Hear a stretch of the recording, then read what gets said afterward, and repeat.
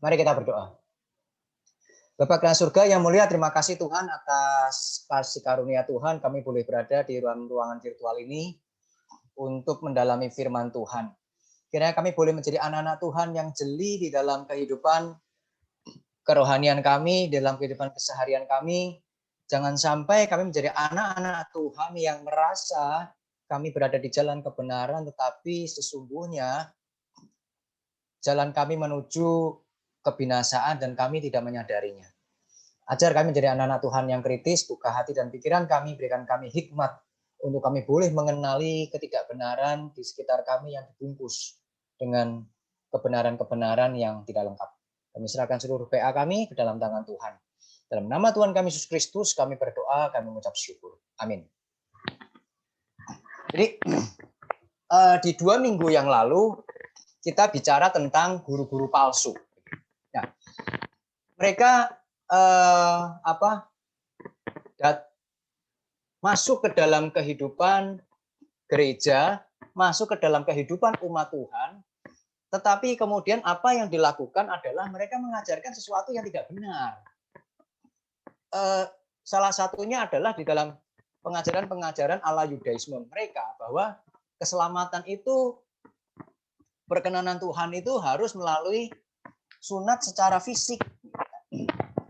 Bagi saya wajar jika hal tersebut masuk. Saya tidak mengatakan benar, tapi wajar karena barangkali karena bukankah Yesus orang Yahudi? Bukankah Yesus juga disunat? Dia mengikuti mempelajari Taurat. Dia mengikuti tata cara ibadah orang Yahudi. Jadi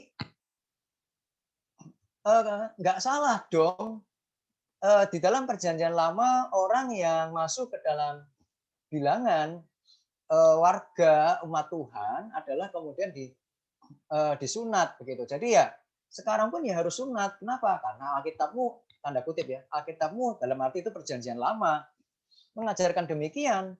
Tuhanmu yang disembah juga melakukan demikian. Jadi sunat harus menjadi satu bagian wajib di dalam kehidupan gereja mula-mula orang percaya. Nah, itu dimasukkan gitu.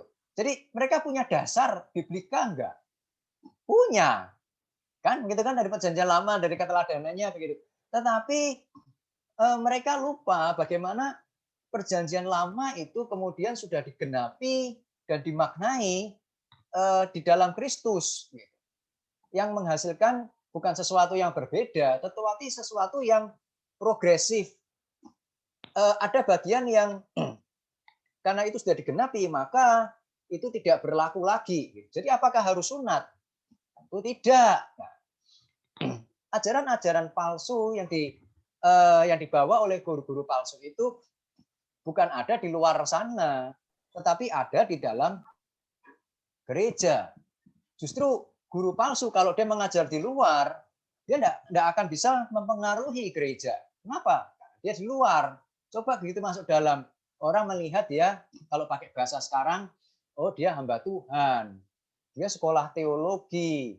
Jadi kita kan orang awam, nggak tahu teologi, jadi percaya sajalah. Toh mereka juga orang yang diterima secara ini kan kompetensinya mereka gitu. Jadi ya ikuti aja, jangan sok-sok lah melawan ajaran ini apa namanya hamba-hamba Tuhan, guru-guru yang belajar itu apa namanya teologi begitu. Nah, akhirnya mereka dengan mudah dapat terperangkap, dapat terjebak di dalam sebuah ajaran yang salah. Nah, Paulus memberikan counter di situ. Karena apa? Karena ajaran yang salah itu tidak dapat dibiarkan. Kenapa? Karena itu mengganggu. Bahkan di dalam kapasitas tertentu, ketika itu kita bicara masalah keselamatan, itu mengganggu dan mengaburkan tentang iman yang menyelamatkan. Jadi Paulus akan sangat marah, sangat concern, penuh perhatian di dalam urusan pengajaran, terkhususnya hal-hal yang sifatnya memang signifikan, penting, dan mendasar di dalam kehidupan orang percaya. Nah, sekarang kita akan masuk ke Filipi 3 ayat yang ke-7. Ya. Dikatakan demikian. Tetapi apa yang dahulu merupakan keuntungan bagiku, sekarang kuanggap rugi. Apa yang menguntungkan itu yang kemarin kita baca di ayat 4 sampai 5 gitu. Sampai 6 gitu kan. Malahan ayat 8, segala sesuatu kuanggap rugi. Jadi apa yang dahulu merupakan keuntungan bagiku begitu. Yang tak anggap itu kuanggap rugi karena Kristus. Malahan bukan apa yang tak anggap untung, tetapi yang dulu tidak dianggap untung pun, segala sesuatu itu artinya bukan hanya sekedar apa yang dia anggap untung. Di luar itu segala sesuatu kuanggap rugi. Karena pengenalan akan Kristus Yesus Tuhanku lebih mulia daripada semuanya. Oleh karena dialah Kristus, aku melepaskan semuanya itu. Semuanya itu yang mana? Yang dianggap untung. Dan bukan sekedar melepaskan, menganggapnya sampah. Supaya aku memperoleh Kristus. Kita kalau buang sampah pernah enggak? Kita tengok kembali obrak-obrak sampah yang kita buang itu, cari ada hal yang berguna lagi kira-kira. Jarang kan, hampir enggak pernah, bahkan mungkin enggak pernah kan, begitu kan. Kita enggak menoleh ke belakang lagi, begitu buang sampah ya tinggal begitu. Kita enggak amatin lagi itu sampah diambil siapa. Itu sampah begitu. Supaya aku memperoleh Kristus.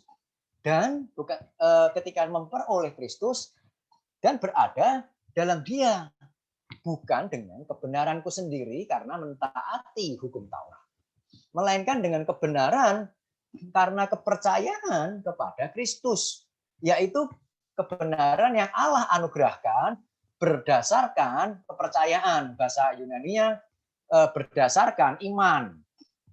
Dan lalu yang berikutnya adalah yang ku kehendaki ialah mengenal Dia dan kuasa kebangkitannya dan persekutuan dalam penderitaannya, di mana aku menjadi serupa dengan Dia, Kristus, dalam kematiannya, supaya aku akhirnya beroleh kebangkitan dari orang mati.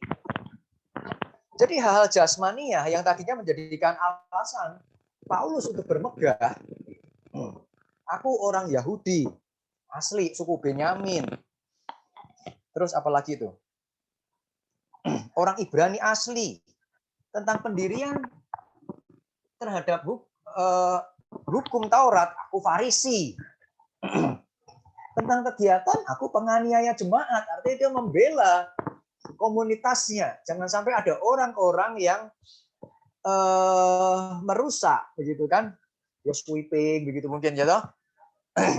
Komunitas dan ajaran-ajaran Taurat. Gitu. Tentang kebenaran dalam mentaati hukum Taurat, wah ini yang hebat. Aku tidak bercacat. Jadi saya membayangkan ada 613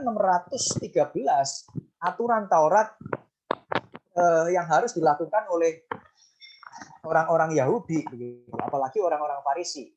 Nah, itu sulit 613. Tetapi ketika dikatakan aku tidak bercacat, artinya ke 613 itu dilakukan dengan baik dan benar oleh siapa? Oleh Paulus.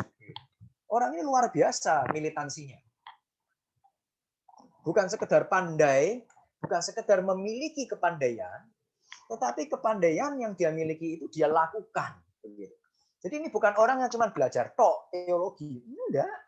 Dia orang yang tentu di dalam pemahaman yang terbatas, dia orang yang taat dan berusaha untuk taat kepada apa? Kepada apa yang dipelajarinya. Dan itu sesuatu yang membuat dia bermegah, begitu kan? Aku orang yang baik, aku orang yang taat. Karena apa? Taurat aku tidak bercacat, gitu. Banyak orang yang bercacat. 612 yang dilakukan satu gagal itu cacat namanya. Meskipun cacat satu, tapi kan tetap cacat. Bukan tidak bercacat. Paulus enggak demikian. Tetapi kini segala sesuatu yang bukan sekedar dikejar oleh Paulus, tetapi juga dikejar oleh orang-orang Yahudi yang berusaha untuk hidup saleh hari itu, dianggapnya sebagai sebuah kerugian. Apa itu kerugian? Jadi hal-hal yang sebelumnya dianggap untung itu bukan sekedar sesuatu yang tidak membawa keuntungan, bukan sesuatu yang bocuan, begitu kan? Tidak ada untungnya, tetapi dianggap sesuatu yang merugikan dirinya. Jadi kayak orang dagang, dia tidak bukan yang lalu itu bisnis yang misalnya pakai bahasa dagang ya, bisnis yang lalu itu bukan sesuatu yang dianggap sebagai sesuatu yang tidak menguntungkan, bocuan, begitu kan? Enggak, tetapi bisnis yang lalu itu justru menguras tabungannya, begitu, menguras segala sesuatu yang dia punya, bukannya untung, masih mending kalau bocuan, begitu, kalau enggak ada untung tapi ya enggak rugi, begitu kan? Tapi ini enggak, ini sudah enggak untung, modal juga enggak balik, begitu kan? Rugi malahan. Dengan segala sesuatu yang orang ingin, aku kepingin jadi seperti Paulus, pinter, saleh. Tidak ada orang yang akan menganggap dia sebagai orang yang jahat, sebagai orang yang tidak baik. Semua orang akan melihat Paulus sebagai tokoh agama yang luar biasa, begitu. Apalagi orang Yahudi masyarakatnya religius. Tetapi sesuatu yang baik, yang menonjol, yang wah, itu kemudian dan ingin dikejar oleh banyak orang, menjadi cita-cita oleh banyak orang, justru kemudian oleh Paulus sendiri, bukan oleh orang lain, oleh Paulus sendiri dianggap sebagai sesuatu yang merugikan dirinya. Bayangkan begini, mana yang lebih membuat kita terpukul, goyah, begitu. Saya tidak mengatakan pasti goyah, tetapi membuat kita lebih mudah memgoyahkan kita. Argumen dari orang yang beda agama dengan kita, sejak dia lahir, misalnya kita berargumen, even kita kalah argumen sekalipun lah, dengan orang Muslim yang dari sejak yang bapaknya, ibunya Muslim, dia Muslim dari lahir misalnya, atau orang Buddhis yang sejak dari lahir, atau argumen-argumen yang melawan kekristenan dari orang-orang mantan Kristen. Apalagi dia mantan pendeta, begitu kan, mantan hamba Tuhan. Mana kira-kira yang lebih menggoyahkan kita? Tentu sesuatu yang orang yang pernah jalani, begitu kan, kemudian berbalik melawan apa yang dia jalani itu lebih menghantam, gitu. Nah, tapi kehidupan Paulus yang jelek itu sebelumnya dipakai oleh Tuhan, yang salah jalan itu dipakai oleh Tuhan untuk menjadi sesuatu yang sangat efektif. Saya tidak mengatakan kalau begitu salah jalan karena bisa dipakai oleh Tuhan. Enggak, jangan begitu. Tetapi kita harus melihat juga bahwa orang-orang yang salah jalan bisa menjadi orang-orang yang berpotensi besar, menjadi kesaksian yang lebih besar. Nah, kenapa Paulus, kembali ke sini, kenapa Paulus menganggap segala sesuatu yang indah itu sebelumnya kemudian dianggap sebagai sesuatu yang merugikan. Jadi Paulus rugi apa sih dengan kehebatan-kehebatan yang itu yang dia peroleh sebelumnya? Dia rugi apa? Ya, saya pertama dia rugi waktu, rugi tenaga, rugi sumber daya. Lainnya mungkin uangnya dia, mungkin tenaganya dia, kepintarannya dia.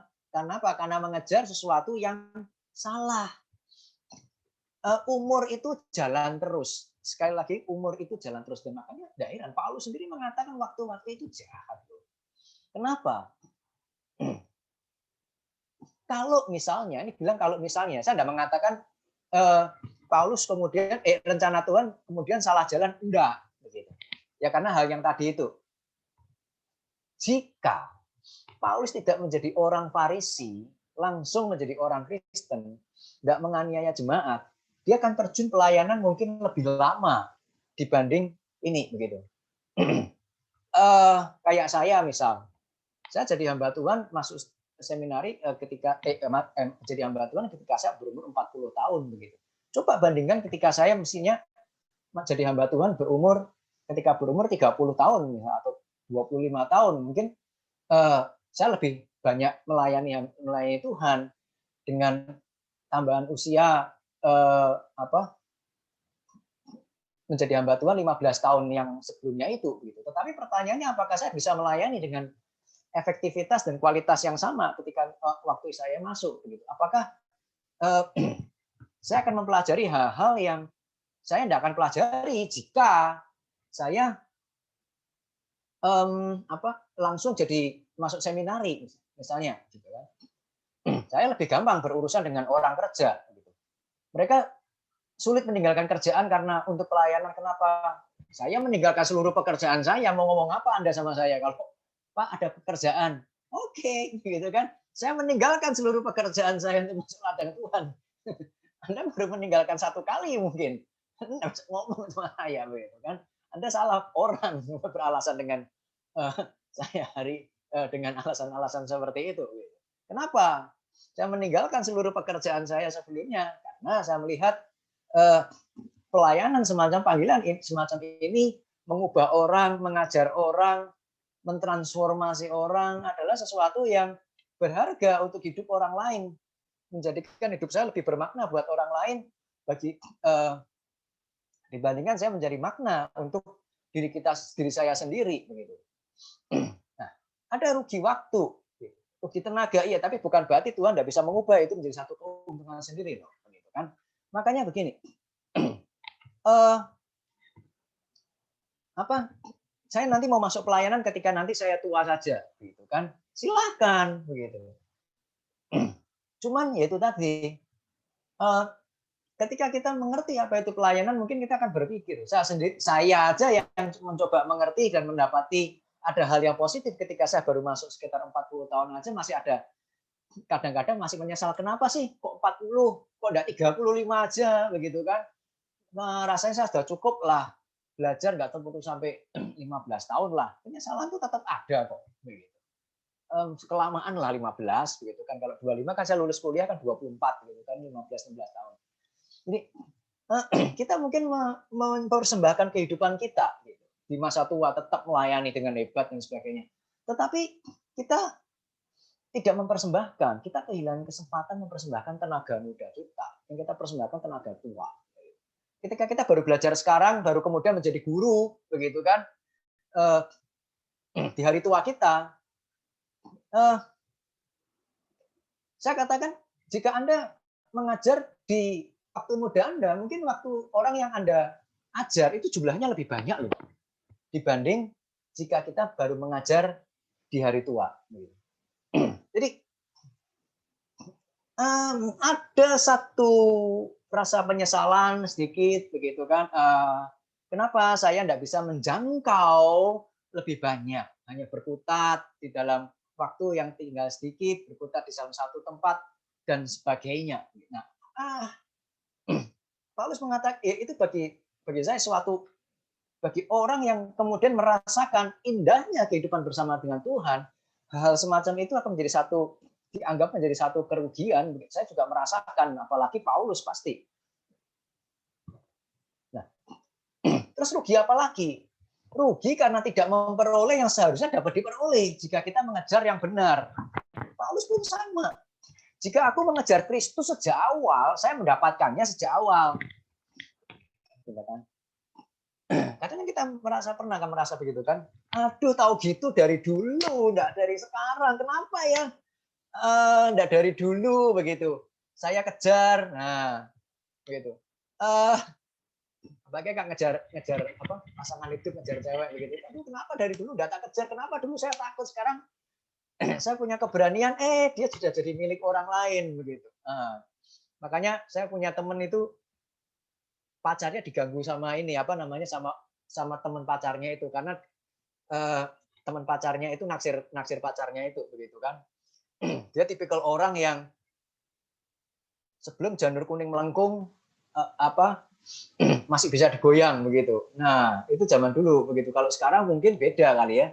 Bukan sebelum janur kuning melengkung masih ada kesempatan itu dulu. Kalau sekarang barangkali sebelum bendera kuning berkibar masih ada kesempatan. Masih bisa jadi. Tahu ya maksudnya bendera kuning? Tidak usah dijelaskan lah. Mau jadi istri orang nggak apa-apa, masih bisa direbut karena bendera kuning belum berkibar. Bendera kuning kan biasa ada kalau kematian.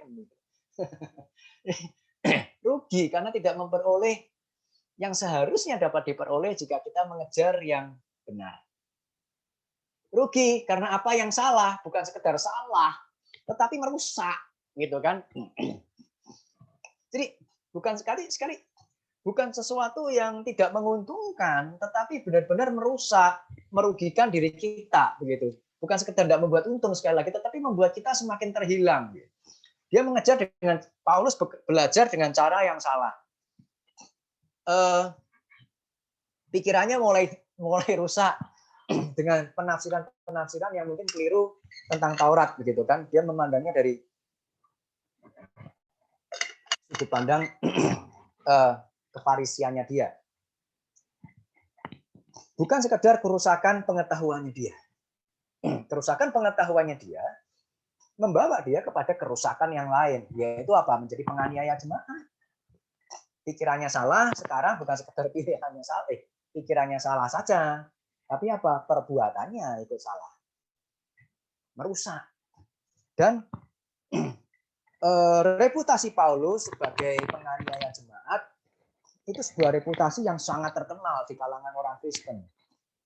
Makanya ketika Paulus menjadi seorang percaya, ada seorang penafsir yang mengatakan berapa lama kemudian ketika Paulus diakui kerasulannya, diakui dirinya sebagai orang Kristen di tengah-tengah komunitas Kristen. Ada yang mengatakan dia baru diakui, diterima dengan sempurna, begitu, tidak dicurigai lagi secara sempurna kemanapun dia berada.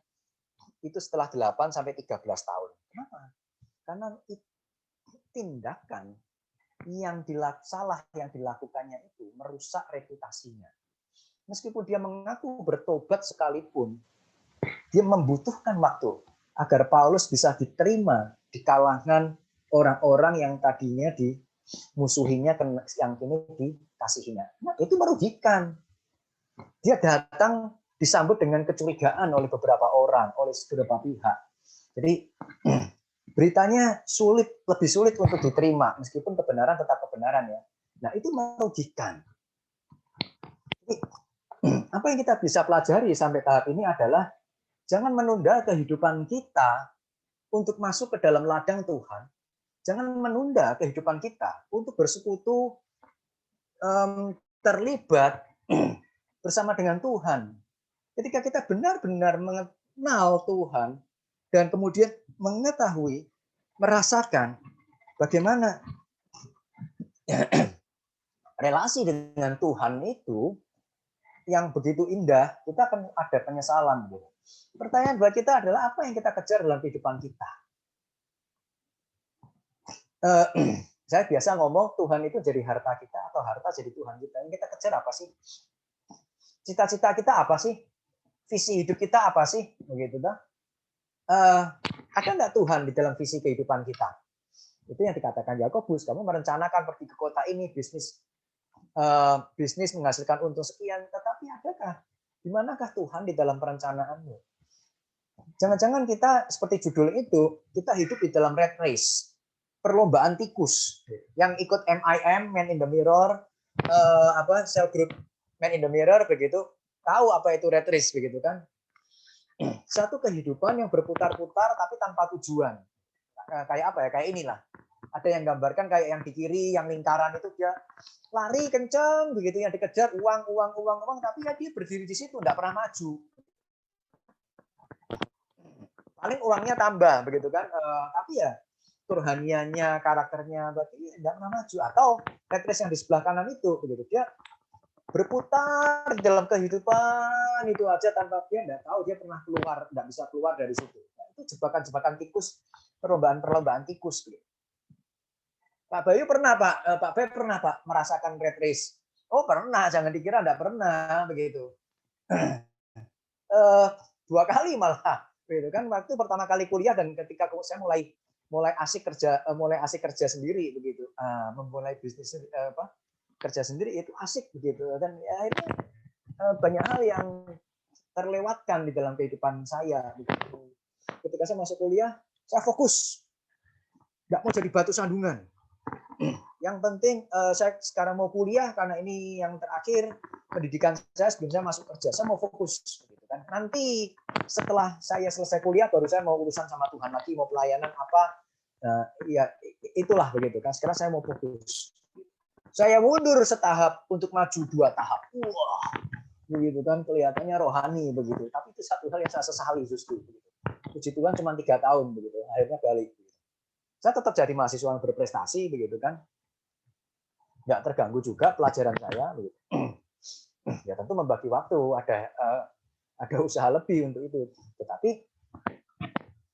kehidupan saya berbeda. Konsep nilai saya mulai terbentuk dan sebagainya perlahan-lahan meskipun tidak sempurna. Jadi mana yang kita pilih di dalam kehidupan kita? Mengejar yang sementara dan kehilangan yang kekal, atau mengejar yang kekal, tetapi kita kehilangan meskipun itu kehilangan yang sementara. Nah, di dalam Filipi 3 ayat 8 dikatakan bukan sekedar hal-hal yang di Filipi 4 ayat 6 itu yang dianggap rugi oleh Paulus, tetapi segala sesuatu dianggap rugi. Jadi saya jelaskan. Dibandingkan dengan kemuliaan, pengenalan akan Kristus. Jadi mengenal Tuhan itu lebih mulia daripada mendapat segala sesuatu. Bisa kenal Tuhan, bisa kenal Yesus, hidup di dalam pergumulan bersama dengan Tuhan, terlibat di dalam pekerjaannya dan pelayanannya, itu lebih mulia dari segala sesuatu. Saya tidak mengatakan Anda harus menjadi sama seperti saya yang meninggalkan pekerjaan terus tidak bertanggung jawab. Saya pernah punya teman seperti itu yang meninggalkan belajar teologi, pelayanan gitu kan, bisnisnya ditinggalkan, diabaikan, ya akhirnya bangkrut dan jadi batu sandungan dan ejekan di antara saudara-saudaranya yang non-Kristen malahan gitu. Saya tidak memaksudkan demikian, salah. Kita tetap harus membangun bisnis kita, iya. Membangun karir kita, iya. Tetapi maksud saya adalah ketika kita melakukan hal-hal seperti itu, ya jadikan bisnis kita itu sebagai lahan untuk kita melayani, sebagai lahan untuk kita memuridkan diri kita, lahan pemuritan, untuk kita belajar mengenal Tuhan melalui bisnis kita, melalui kenal pekerjaan Tuhan. Kita harus kompromi, kemudian kita dipertentangkan dengan firman Tuhan, kita dihadapkan dengan pilihan, kemudian kita belajar untuk hidup benar dan mengabaikan keuntungan materi. Itu sesuatu yang penting begitu, yang perlu kita lalui. Jangan salah, benci dengan pekerjaan dan sebagainya. Saya belajar tentang apa itu menikmati memuliakan Tuhan di dalam pekerjaan. Salah satunya saya pernah cerita ketika saya diminta untuk berbuat curang di dalam di dalam penawaran gitu. Saya pernah cerita begitu kan, ada penawaran yang sama, harganya sama, tetapi dia pakai cat yang kualitasnya lebih baik dari punya saya. Orangnya, klien saya bilang kalau harganya sama, kualitasnya sama, saya tidak akan tawar lagi. Saya kasih ke kamu yuk, begitu kan. Jadi sudah pasti kalau saya samain harganya pasti saya menang. Tapi saya tanya gitu, ya saya harus curang. Embernya saya kasih merek yang bagus, tetapi isinya saya kasih kualitas yang KW2 meskipun satu pabrik. Gitu. Nah, saya tidak mau. Saya lepaskan proyek itu, gitu kan. Tapi apakah saya bersuka cita selalu? Tidak mudah loh bersuka cita untuk ketika saya sudah melepaskan itu. Akan ada rasa tuh kok ya itu duit banyak juga tuh buat 1 bulan sisa begitu, orang kayak dulu begitu. Nah, dari mana saya belajar memuliakan Tuhan melalui pengorbanan untuk hidup yang taat begitu kan? Dari pekerjaan. Jadi itu bisa dijadikan satu alat untuk memuridkan kita. Itu baik. Nah, Pengenalan itu memakai kata gnosis yang di situ, yang diterjemahkan pengetahuan. Apa itu? Hikmat moral seperti yang terlihat ketika seseorang hidup dengan benar. Nah, itu berasal dari kata ginosko, yang artinya adalah belajar untuk mengetahui, mengerti, memahami. Jadi jangan dibayangkan dengan sekedar sebuah pengetahuan yang sifatnya informatif, enggak. Tetapi sesuatu yang sifatnya lebih dalam dari itu. Mengenal, seperti mengenal seseorang, gitu kan? Nah, biasa kata mengenal, pengetahui itu orang Yahudi digunakan idiomnya untuk relasi seksual antara laki-laki dan perempuan, relasi suami istri. Jadi sesuatu yang sifatnya mengenal itu memiliki pengetahuan itu yang sesuatu yang sifatnya intim. Jadi bukan sekedar tahu, tetapi sifatnya relasional. Bahwa apa yang saya tahu itu mempengaruhi kehidupan saya. Nah, itu gnosko, itu gnosis, gnosko. Itu mengetahui. Jadi kalau saya tahu, tetapi saya tidak bisa melakukan, belum bisa melakukan, nah itu belum mengenal, begitu kan? Belum tahu, belum memahami, begitu. Logika gampang begini. Kalau kita tahu bahwa Tuhan yang menghakimi, terus kita hidup di luar Tuhan, ya itu konyol namanya, gitu loh. Pengetahuan itu membawa kita hidup taat kepada Tuhan. Nah, itu baru kita kenal benar. Kita tahu, tapi konsekuensinya juga kita tahu, begitu. Nah, itulah hikmat. Banyak orang kita belajar ya. Dalam pelayanan saya melihat bukan di dalam ketika orang-orang menjawab pertanyaan-pertanyaan saya di dalam PA, tetapi ketika dia misalnya mengambil keputusan-keputusan di dalam rapat, gitu. Nah, misal pengajaran itu penting karena itu mempengaruhi kehidupan. Tapi pilih pengurus yang tidak tahu pengajaran. Nah, itu tidak ngerti. Itu cuma pengetahuan di kepala, tetapi dia tidak mengenal dan tidak memahami apa itu pengajaran, betapa pentingnya pengajaran itu secara praktis, relevan, nyata di dalam kehidupannya dia. Jadi itu cuma masuk di kepala, teoritis, tetapi belum menjadi bagian hidup. Sekedar tahu, tetapi tidak mengenal kebenaran. Tahu kebenaran, tetapi tidak mengenal. Nah, jadi pengenalan akan Kristus dipahami dengan sebuah keintiman relasi dengan Tuhan. Ya, bayangkan relasi suami istri yang eksklusif, intim. Ya, dalam hal ini tentu bukan seksual, gitu, tetapi kualitas keintiman yang paling dalam. Nah, itu mengenal Kristus, sebuah proses. Nah, berharganya pengenalan akan Kristus dan pengenalan yang intim ini membuat Paulus bersuka cita. Meskipun apa? Meskipun dia di dalam penderitaan. Karena apa? Justru di dalam penderitaan itu dia bersekutu intim dengan Tuhan. Ambil bagian di dalam penderitaan Kristus. Menjadi sahabat Kristus. Pakai bahasa saya yang tidak sempurna ya. Berbagi beban dengan Kristus, begitu ya. Kristus sih bukan orang yang tidak bisa menanggung bebannya, gitu. Tetapi dia mengikut sertakan kita, berrelasi dengan kita, gitu kan. Nah, kayak saya sama-sama ngangkat galon bersama dengan Evan, ya tenaganya sih semuanya tenaganya saya, tangannya Evan mah cuma nemplek begitu, tapi seneng gitu kan. Evan seneng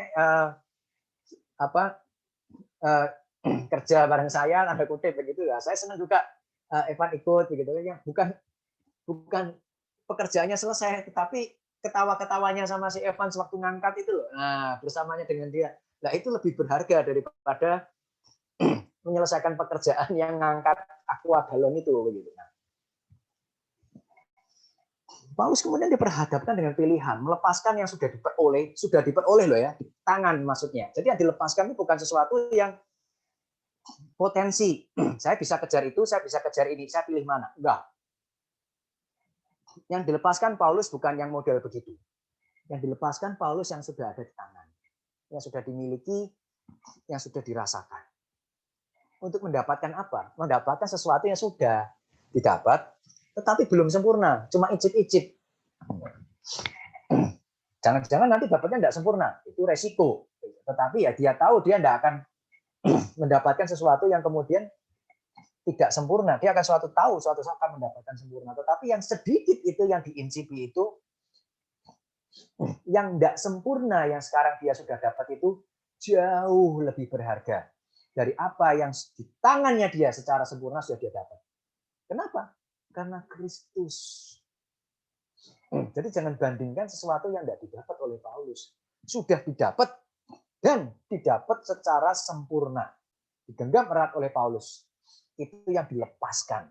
Kenapa? Karena Paulus tahu ini bukan hal yang baik, ini sampah. Kalau sampah, saya tidak dapat apa-apa pun juga harus dilepaskan. Tetapi di dalam Kristus, saya mendapatkan sesuatu yang mungkin sedikit sekarang. Tetapi itu jauh lebih berharga dari semua yang dia punya. Kenapa? Karena suatu saat dia akan memperoleh dengan lebih lagi pengenalan akan Kristus yang lebih sempurna kelak. Ketika apa? Ketika dia memperoleh kebangkitan dari antara orang mati. Jadi apa yang dipilih oleh seseorang adalah apa yang lebih dikasihinya dibandingkan apa yang dilepaskan. Ketika Paulus mengenal Kristus, dia mengasihi Kristus. Saking kasihnya kepada Kristus, dia mau lepaskan segala sesuatu kehidupannya yang lama. Kenapa? Karena itu mengganggu relasinya dengan pribadi yang dikasihinya. Karena reputasinya mengganggu relasi dengan Kristus, dia buang reputasi yang lama. Karena mungkin orang Farisi ditanggung negara waktu itu hidupnya enak, gitu. Dia bukan orang yang kategori miskin, enggak. Paulus meskipun mungkin bukan kelimpahan secara materi, tapi saya yakin pada masa itu orang-orang Farisi adalah orang-orang yang punya kecukupan secara materi karena ditanggung oleh pemerintah. Nah, materinya ketika mengenal Kristus dia tidak bisa lagi hidup seperti orang Farisi. Konsekuensinya dia harus melepaskan keuntungan-keuntungan income yang dia sebelumnya peroleh yang itu menyenangkan, mencukupkan. Tapi karena pengenalan akan Kristus, materi yang menguntungkan dia dilepaskan. Dia bukan lagi, bahkan kalau tadi dia orang Farisi, dia mungkin cukup kerja sebagai orang Farisi. Ketika dia melepaskan status kefarisiannya dia harus bekerja sebagai penyamak tenda. Dia bekerja, membuat tenda, menjual, akan susah. Gitu. Untuk apa? Untuk dia kemudian pergi, membiayai perjalanannya sendiri. Tapi segala kesulitan yang dia alami begitu kan, kalau ada bantuan ya dia terima, kalau tidak ada bantuan ya dia bekerja. Nah itu lebih luar biasa dibandingkan dengan segala sesuatu kemapanan, kenyamanan yang dia miliki sebelumnya. Dilepaskan. Kenapa? Karena dia mengasihi Kristus. Jadi apa itu mengasihi Allah? Mengasihi Allah adalah memilih Allah. Ketika pilihannya akan Allah harus bertentangan dengan pilihan dunia, dia akan melepaskan dunia. Apa yang dipilih menunjukkan apa yang dikasihi. Nah, pertanyaan kita kan selalu ini. Bisa enggak kita memperoleh keduanya? Memperoleh dunia sekaligus memperoleh Allah, begitu kan? Ya lihat, kalau sesuatu yang merugikan itu selalu berkontradiksi dengan sesuatu yang menguntungkan. Paulus mengatakan itu bukan yang bocuan loh. Gitu. Kalau sekedar tidak menguntungkan, tapi tidak rugi, ya mungkin bolehlah dipegang, buat jaga-jaga. Tapi itu merugikan kok, begitu kan? Kalau dia semakin pegang yang lama, semakin sulit dia mengenal Tuhan. Jadi sesuatu yang menguntungkan, merugikan, itu berkontradiksi dengan sesuatu yang menguntungkan. Maka ya pilihlah salah satu untuk memperoleh yang lain. Itu yang Paulus tegaskan di dalam Filipi 3 ayat 8b. Aku melepaskan semuanya itu untuk aku dapat memperoleh supaya aku memperoleh Kristus. Dia melepaskan menganggap sampah. Sampah, ya saya pernah jelaskan, sampahnya bukan sampah yang di tong sampah, tetapi sampah yang di septic tank, begitu kan? Nah itu maksudnya itu. Kita enggak, ketika kita buang begitu, kita enggak pernah loh menilik kembali apa yang sudah kita buang begitu. Jarang kita amati apa yang keluar dari diri kita ketika kita apa namanya di kamar mandi itu kan, diamat-amati apa ya, mungkin boleh lah untuk lihat kesehatan apa gitu kalau sekarang, kalau dulu kan enggak begitu. Jadi apa maksudnya adalah sesuatu yang Paulus ketika sudah buang, dia enggak akan toleh ke belakang lagi cari. Makanya nanti di minggu depan dia mengatakan aku akan melupakan apa yang ada di belakangku dan mengarahkan diri pada apa yang ada di hadapan. Kenapa? Karena itu benar-benar sampah. Ya enggak perlu dicari lagi, bahkan dilihat pun enggak perlu. Nah, bagaimana caranya? Paulus melihat segala sesuatu yang dia perolehnya, melihat segala sesuatu hidupnya dia, termasuk Alkitabnya dia itu Perjanjian Lama dengan cara pandang yang baru. Cara pandang dengan sudut pandang perjumpaannya dengan Kristus. Dia melihat dari bagaimana kitab-kitab Taurat Perjanjian Lama yang dia pelajari itu menuju kepada Kristus dan melihat bagaimana Kristus menggenapi Taurat. Jadi dia ternyata ini toh yang disuruh dikejar oleh hukum Taurat. Ini toh yang dari dulu oleh para nabi dimaksudkan untuk diraih sebagai janji Tuhan yang harus dipegang dan dimiliki. Salah saya berarti dulu begitu. Nah, saya mengejar perbuatan, ternyata bukan. Untuk berkenan kepada Allah mengejar Kristus. Nah, maka ketika cara pandangnya berubah, kacamatanya berubah, maka dia mengalami konsep nilai. Mana yang berharga, mana yang dianggap sampah. Dulu yang dianggap berharga, dianggap sampah.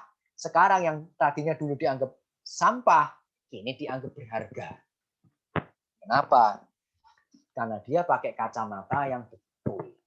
Karena dia melihat kemuliaan Tuhan. Karena dia melihat bagaimana Kristus itu lebih mulia.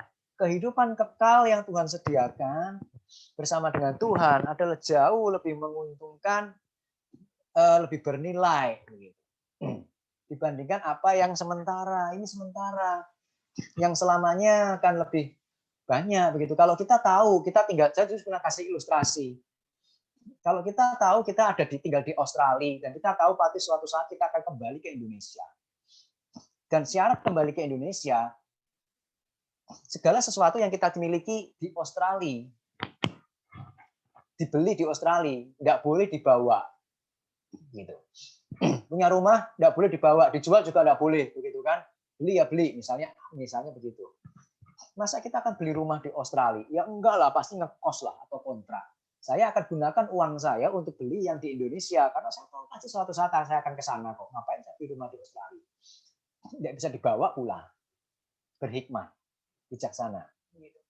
Apa yang bernilai di mata Tuhan menjadi apa yang bernilai di mata kita. Seringkali apa yang bernilai di mata kita berbeda dengan apa yang bernilai di mata Tuhan. Itu Paulus yang dulu.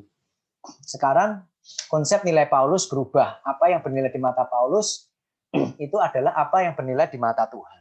Dia yang mencocokkan. Nah, pertanyaannya buat kita, apakah pengenalan akan Kristus, persekutuan bersama dengan Dia adalah satu hal yang berharga dalam kehidupan kita.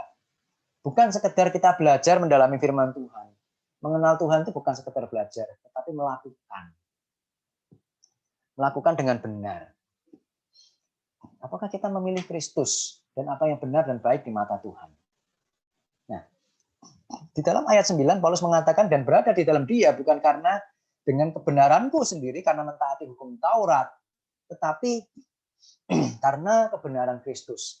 Jadi ada kebenaran yang dianggap benar padahal salah. Nah, itu loh. Ada kesenjangan antara di dalam Kristus dengan mentaati hukum Taurat. Paulus merasa benar. Tapi apa yang benar itu ternyata salah begitu. Saya punya teman di kampus dulu. Dia jengkel sama saya begitu. Dia kadang bilang, dia kalau makan malam kan sama saya sebelum kembali ke kampus, dia keluar makan malam. Dia bilang gini, urusan sama Pak Bayu repot begitu. Kita sudah istilahnya percaya diri begitu kan, rasa benar.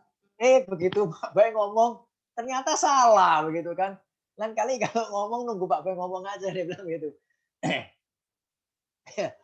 Bermasalah bukan karena saya pintar, karena dia ngomong nggak mikir panjang. Nah, tapi dia terjebak dengan kebenarannya dia sendiri gitu. Dan itu yang banyak terjadi dalam kehidupan kita kadang. Menurut kita itu seharusnya begini loh. Gereja itu seharusnya begini loh. Keluarga Kristen itu seharusnya begini loh. Jadi karena standarnya salah, kriterianya salah, maka kehidupan yang diperlakukan juga salah. Membuat program salah, memilih pengurus salah, memilih majelis salah, memutuskan mana benar mana salah juga salah. Kenapa? Karena kebenarannya yang dipegang salah, tetapi dianggap benar, dan itulah Paulus. Dan kebanyakan orang Kristen juga terjebak di dalam kehidupan-kehidupan seperti itu. Mentaati hukum Taurat ternyata tidak menjadikan hidup Paulus benar di mata Kristus, dan itu disesali dia dan sebagainya. Bukan berarti dia tidak mentaati hukum Taurat lagi, enggak. Tetapi dia mentaati dengan cara yang berbeda. Jadi apa itu kebenaran? Bisa enggak kita hidup dalam kebenaran yang salah? Ya sangat bisa. Paulus memberikan teladan hidup di dalam kebenaran yang salah. Dan puji Tuhan, Kristus menghampiri dia sehingga dia hidup di dalam kebenaran yang benar. Yaitu apa? Kebenaran karena iman kepada Kristus, bukan karena melakukan hukum Taurat. Dan Paulus membandingkan kebenaran melakukan hukum Taurat itu dengan kebenaran karena iman di dalam Kristus. Jadi kebenaran yang sejati diperoleh dalam iman kepada Kristus, bukan karena melakukan aturan atau kegiatan keagamaan. Saya tidak mengatakan kita mengabaikan kegiatan keagamaan dan aturan-aturan keagamaan. Saya tidak mengatakan demikian. Tetapi hati-hati. Kalau kegiatan keagamaan itu mendorong kita untuk semakin dewasa di dalam Kristus, lakukan. Kalau itu menghambat kita, melencengkan kita dari kualitas kerohanian yang sejati, maka kurangi atau hilangkan sama sekali kalau perlu. Kenang-kenangan hadiah, gitu. Itu dulu seringkali menjadi, kenapa hadir kebaktian karena apa, sekolah minggu karena hadiah.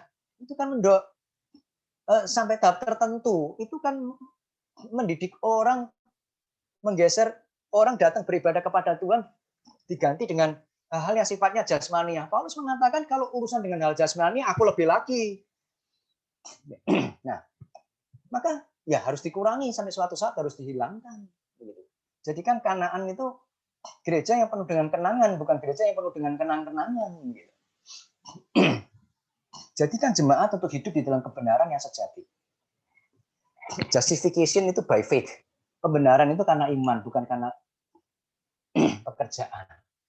Jadi banyak orang Kristen hari ini melakukan perbuatan-perbuatan yang baik, tetapi tidak melakukannya di dalam relasinya dengan Kristus. Yang dipupuk perbuatan-perbuatan keagamaannya saja, tetapi tidak memupuk iman dan relasi dengan Kristus. Melayani, tetapi apa relasinya pelayanan saya dengan Kristus?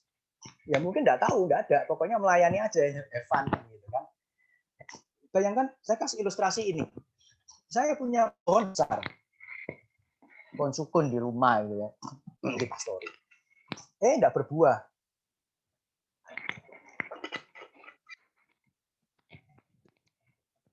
Orang lihat,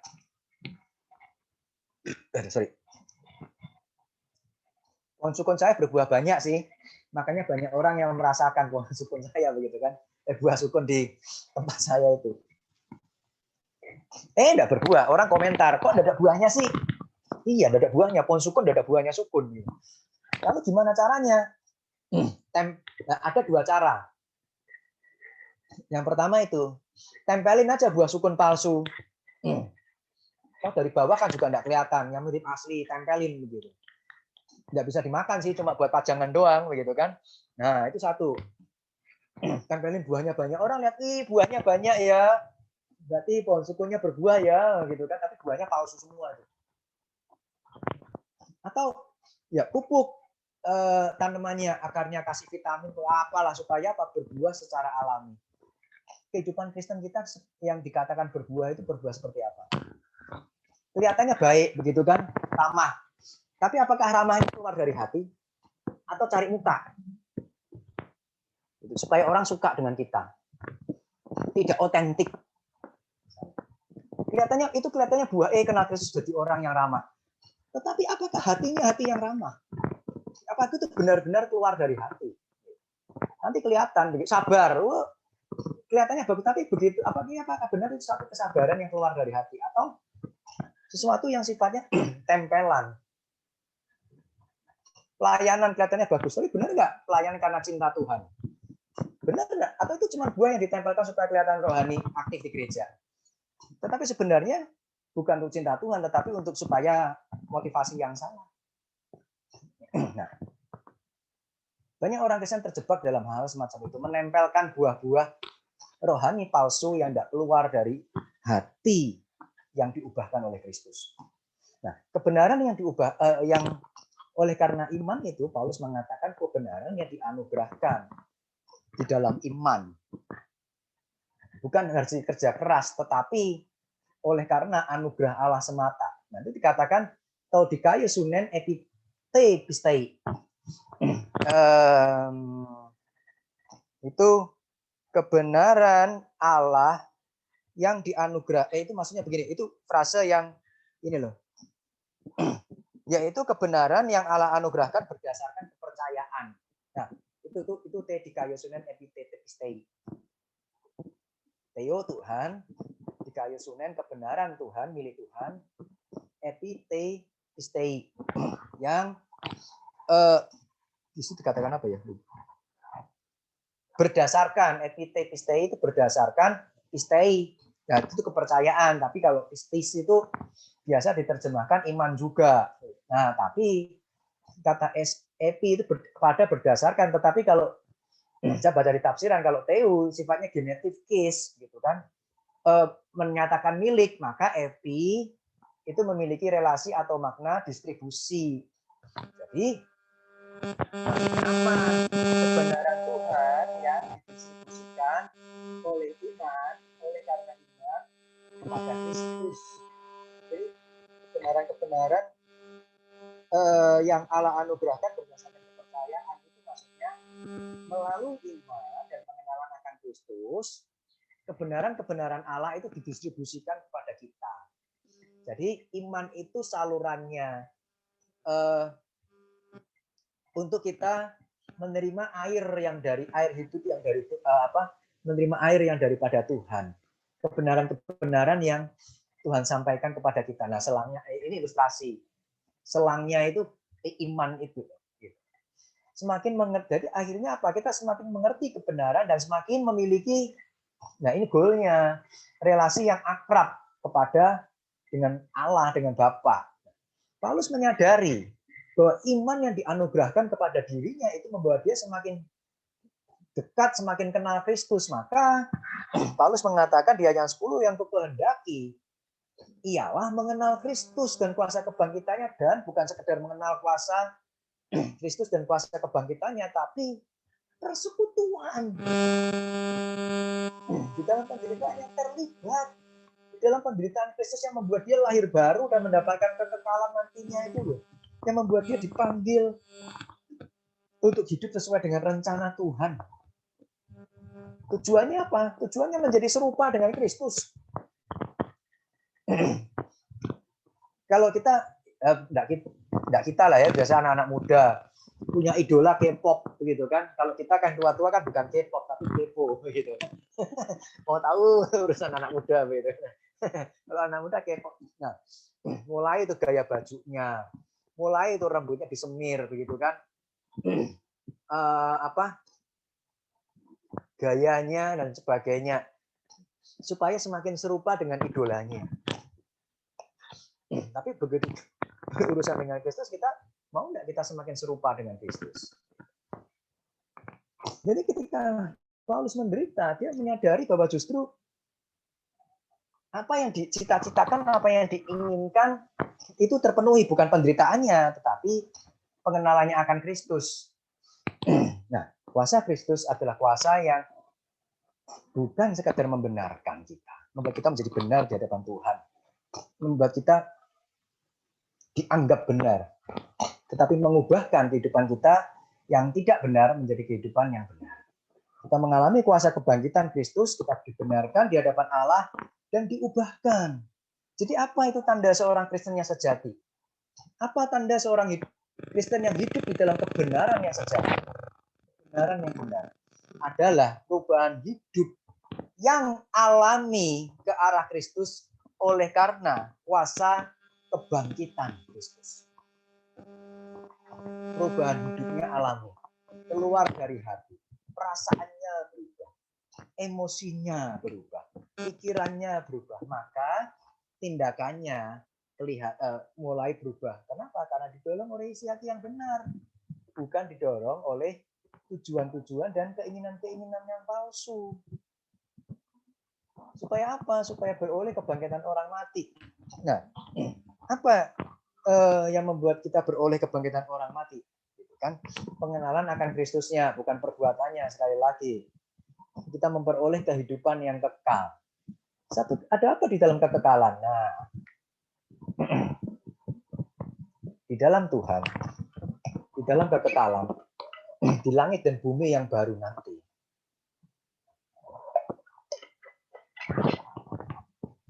kita akan menerima kelimpahan hidup bersekutu dengan Kristus. Yang dikejar di dunia diperoleh di surga dengan sempurna. Mengenal Kristus dan bersekutu bersama dengan Kristus. Saya kasih satu ilustrasi terakhir sebelum kita masuk apa yang direnungkan. Nah, sebentar, Mazmur 73 ayat 25. Yuk, satu orang baca yuk. Mazmur 73 ayat 25. Sebelum saya masuk ke ilustrasi yang terakhir. Enggak seorang baca? Mazmur 73 ayat 25.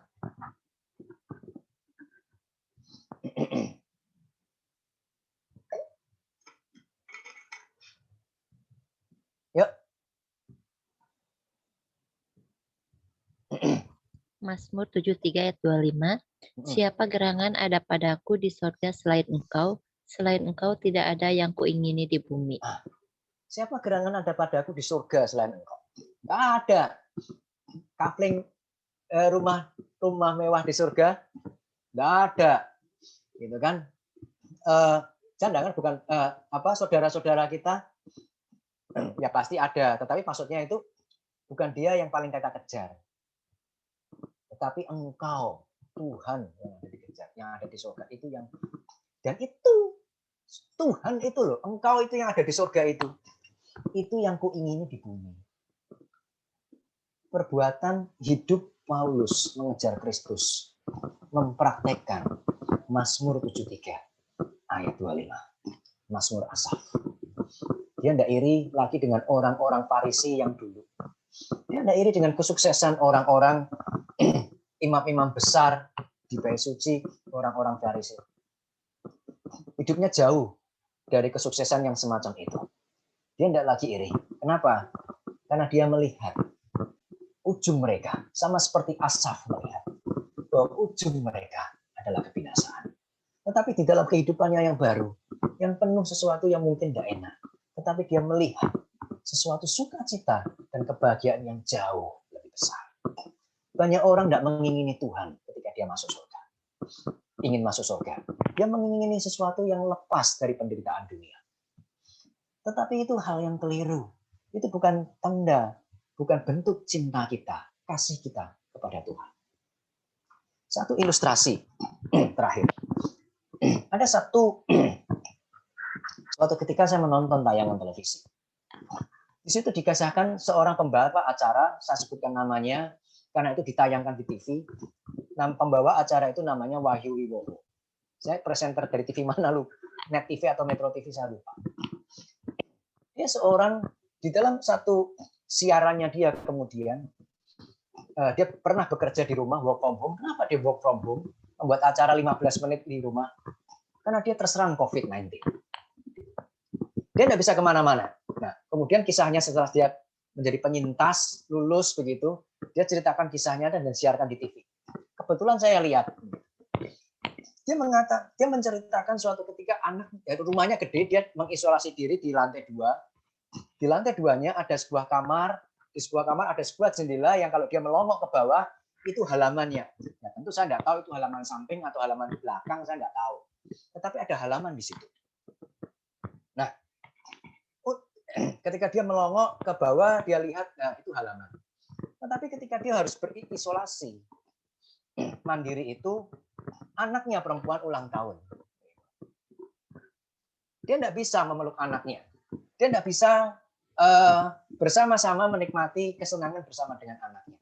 Lalu anaknya itu ambil bersama istrinya, taruh meja di halaman yang di depan pintu, di depan jendelanya di lantai 2 itu, lalu dia taruh kue ulang tahun di situ. Anak dan istrinya berdua ada di bawah dan dia di atas. Lalu di situ disiarkan, dikatakan si penyiar acara itu, presenter itu mengatakan, selamat ulang tahun nak, maaf papa tidak bisa ke sana. Tapi di dalam hatinya kita semua tahu seorang ayah menginginkan merayakan ulang tahun bersama anaknya itu. Pertanyaannya, ketika dia diperbolehkan untuk turun ke taman itu, merayakan ulang tahun bersama anaknya itu, apa yang paling dia kejar? Tamannya, roti ulang tahunnya, atau pelukan anaknya? Kita akan semua tahu, pasti dia akan abaikan kesenangan di dalam taman. Dia mungkin begitu ke taman, dia udah senang lompat-lompat karena dia bisa keluar dari kamar, terus dia lupakan kue ulang tahun, dia lupakan anaknya. Saya kira nggak demikian, gitu kan? Bahkan dia mungkin juga nggak turun menikmati roti ulang tahun, tapi anaknya nggak dikasih selamat, nggak dipeluk. Dia akan lupakan dia akan lupakan tamannya, dia akan lupakan roti ulang tahunnya. Dia akan memilih untuk memeluk anaknya, karena itu yang paling dia kejar ketika dia merasa diisolasi. Apakah taman adalah sebuah surga? Roti barangkali adalah sebuah berkat-berkat Tuhan di surga. Dan anak itu adalah Tuhan yang ada di surga. Ketika nanti kita beroleh kebangkitan dari antara orang mati, apa yang kita kejar? Tempatnya, berkatnya, atau Tuhannya? Kita seringkali mengejar taman. Kita seringkali mengejar roti. Tetapi kita tidak mengejar pribadi. Seorang ayah di dunia tahu mana yang dikejar. Apakah kita seorang anak yang diubahkan oleh Kristus? Kita masih mengejar sesuatu yang tidak seberapa. Mari kita renungkan satu hal. Ini nanti minggu depan, ketika pertumbuhan sejati itu alami, apakah kita tidak dapat mengusahakannya? Itu nanti 2 minggu lagi. Apa yang kita kejar dalam kehidupan kita? Surga, berkat Tuhan di surga, atau Tuhan yang paling kita utama dan yang paling kita kejar, baik di surga maupun di bumi? Bagaimana pertumbuhan kerohanian kita? Apakah kita mengalami sebuah pertumbuhan yang alami, atau kita sedang mengalami pertumbuhan yang sebenarnya kelihatannya palsu? Kita menjadi majelis, kita melayani Tuhan, kita beraktivitas. Supaya apa? Karena kasihan kepada gereja nggak ada yang melayani. Karena kasihan itu orang kerja sendiri. Atau karena supaya saya dipuji orang dan sebagainya.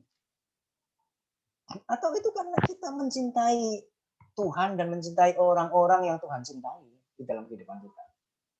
Kita sekedar mengejar pengetahuan atau mengejar pengenalan akan Tuhan. Maka dulu saya pernah ngomong, jangan sampai kita obesitas rohani. Kepala penuh, tetapi kita tidak mengejar tidak disalurkan, gitu. Tidak melayani, ikut seminar, tetapi disuruh pelayanan, nggak mau, alasannya ini saatnya belajar. Ini saatnya untuk melakukan apa yang ketika orang membutuhkan kita, ini saatnya kita untuk mengajar juga. Nanti kita mengejar pengetahuan, kita tahu, tetapi tidak mampu, bahkan mungkin tidak mau melakukan, gitu kan, tidak bisa mempraktekkan. Kita punya pengetahuan, tapi tidak membawa dampak dalam kehidupan dan pelayanan kita.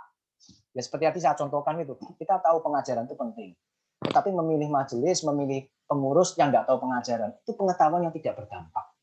Bukan itu bukan pengenalan akan Tuhan, itu cuma tahu Tuhan. Mengejar pengenalan itu berujung pada kedewasaan rohani, menjadi kesaksian hidup yang diubahkan oleh Kristus dan menjadi berkat. Nah, pertanyaannya, kita lakukan dengan usaha kita sendiri atau kita melakukannya dengan bersandar kepada Tuhan hari lepas hari, memohon kepada Dia. Jadikan saya saluran berkat. Bukan sekedar tahu tentang Kristus, tetapi membagikan Kristus. Di masa pandemi yang paling penting bukan sekedar belajar, tetapi mendorong orang untuk menjadi berkat bagi orang lain. Mendorong diri kita untuk bermanfaat, berdampak bagi orang lain. Tapi apa yang sering kita lakukan? Ayo hamba Tuhan kerja, jemaat butuh hamba Tuhan, bukan butuh kita. Bukan itu yang dunia butuhkan. Dunia butuhkan lebih banyak orang yang menjadi saksi buat dia, buat mereka. Ini tempat kita untuk bekerja. Tempat kita, masa kita untuk menjadi berkat, mempraktekkan apa yang kita tahu. Dengan segala macam keterbatasan, kalau kita hanya bisa online lah, lakukan apa yang bisa kita lakukan. Asal kita terlibat di dalam hal yang sekecil apapun yang Tuhan sediakan buat kita. Sampai di sini, hidup dalam kebenaran yang sejati. Jangan hidup menurut kebenaran kita sendiri. Berbahaya. Sama seperti Paulus menjadi satu kesaksian yang indah. Dia hidup di dalam kebenaran yang salah. Hanya Tuhan yang menarik dia dari kebenaran yang salah itu, yang dia tidak sadari, untuk hidup di dalam sebuah kebenaran yang sejati, yang jauh lebih indah untuk diikuti, untuk dijalani di dalam kehidupan Paulus. Bahkan dia lebih rela untuk menderita, tapi bersama dengan Kristus daripada memperoleh kesenangan, tetapi di luar Kristus. Sampai di sini pemaparan saya. Mungkin ada pertanyaan? Pas 1 jam. Lebih 10 menit sih. Oke, ada pertanyaan?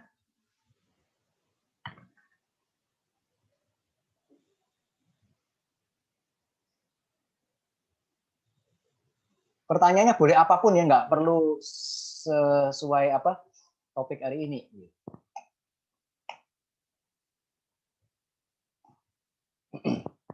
Oke, ada pertanyaan nggak? Ini tamu dari jauh mau tanya, Ko Chung Min? Atau yang lain boleh? Sebelum kita akan tutup PA kita hari ini.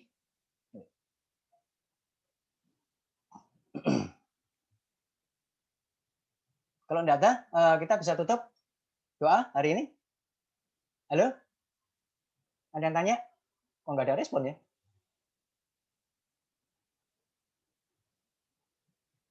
Ada pertanyaan?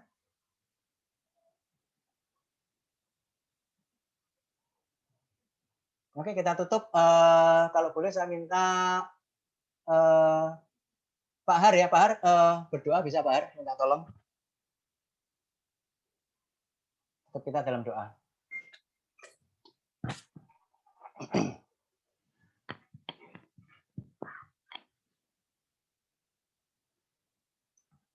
Masih di anu Pak Har. Ya. Mari kita berdoa. Tuhan Allah Bapa kami yang bertata di dalam kerajaan surga, kami sungguh bersyukur, berterima kasih kesempatan malam hari ini kami boleh belajar lebih dalam, kami boleh mengerti lebih dalam akan tujuan daripada kehidupan kami. Hanya Engkau saja Tuhan yang ada di dalam hidup kami, baik di bumi maupun di surga. Hanya Engkau saja Tuhan yang ada di dalam hidup kami, yang menyaksikan tingkah laku kami, tutur kata kami, hati pikiran kami, yang tentunya mengikuti teladan Engkau Tuhan. Terima kasih Tuhan, hanya Engkau saja yang ada di dalam hidup setiap kami. Karena satu-satunya Engkau pengharapan kami. Terpujilah namamu Tuhan, hanya di dalam nama Tuhan Yesus Kristus, yang menjadi Allah dan Juru Selamat kami yang hidup, kami alaskan doa ini. Amin. Amin. Oke, thank you semua. Terima kasih Pak Bay. PA kita hari ini. Sorry, ada pengumuman satu lagi. Nanti bulan Maret PA-nya hari Kamis, minggu kedua dan minggu keempat, mulai Maret. Kenapa? Karena hari Selasa kita akan gunakan khusus untuk cell group. Jadi ya Jadi PA-nya di hari Kamis. Lalu jadi persekutuan tetap ada hari Kamis pertama, ketiga, dan kelima. Supaya kita lebih banyak waktu untuk bersama dengan keluarga kita. Mereka membutuhkan kita. Gitu. Kita butuh waktu untuk mempraktekkan apa yang kita pelajari di dalam cell group dan apa yang kita pelajari di dalam PA dan persekutuan. Gitu ya. Jadi mulai Maret itu Kamis kedua dan Kamis keempat. Oke, thank you semua. Ya, thank you. Bye-bye. Terima kasih. Malam. Thank you.